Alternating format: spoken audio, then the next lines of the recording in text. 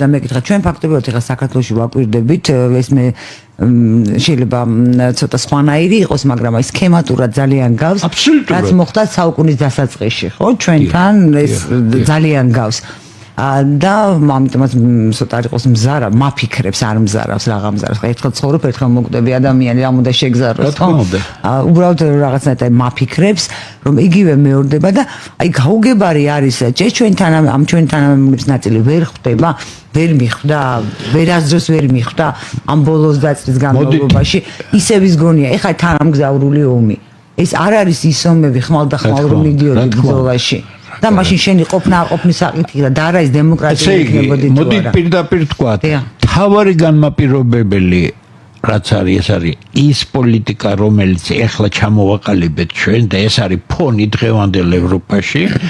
აქ არის 20 რამდენი წელი უკვე 30 წელია ფულიზე ჩამოყალიბებული ნეოკონკავშირლები, ეგრეთ წოდებული NGO-ები, ნახეთ რა დონის ერთუჯრედიანი ხალხია. ნახეთ ეს ჭრელა პარტიები, რომლებიც ფულის ხამები არიან და არის იდეოლოგიისგან შეცდომაში შეყვანილი ახალგაზრდების საკმაო ნაწილი, საშუალო და უფროსი თაობის ნაწილი. ეხლა დააკვირდით ახალი არაფერი არ უთქვამს ჯეფრი საქსი, რომელიც ერთ-ერთი ყველაზე მცოდნეა და არა მარტო მე ყველა მისი ნაშრომი ვიცი, ფაქტობრივად რაც მაკროეკონომიკას ეხება, მისი წიგნებიც და იმიტომ რომ ჩემ პროფესიას ეხება, ხო, მაგრამ ჯეფრი საქსი იყო პოლონეთში, რუსეთში, უკრაინაში, სხვაგან, ყველგან იყო მთავარი კონსულტანტი.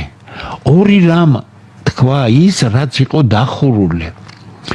როდესაც პოლონეთში ძალიან მაგრამ მოინდომეს ამერიკელებმა სერიოზული ფული ჩატვირთეს და კარგი რეფორმა გააკეთეს, ბალცეროვიჩი ესენი არაფერი არ იყო, უბრალოდ ბალცეროვიჩი იყო ის, ვისაც უნდა გაეგრძელებინა გარკვეული მთავარი გააკეთეს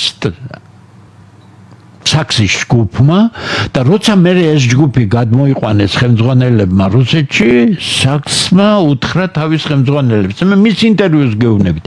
ეხლა იგივეს გავაკეთებ მოსკოვში და საქსი ამბობს, რომ ცინიკურად გაეღიმათო. არა, მაგას არ გააკეთებ. რა გააკეთეს? ოლიგარქიზაცია დაშალეს, რამის 90 წლის წუმპიდან რუსეთს რო ამოვიდეს საბოლოოდ დაახლოებით მშვიდობიანი 10-15 წელი ჭირდება ამ განწყობით.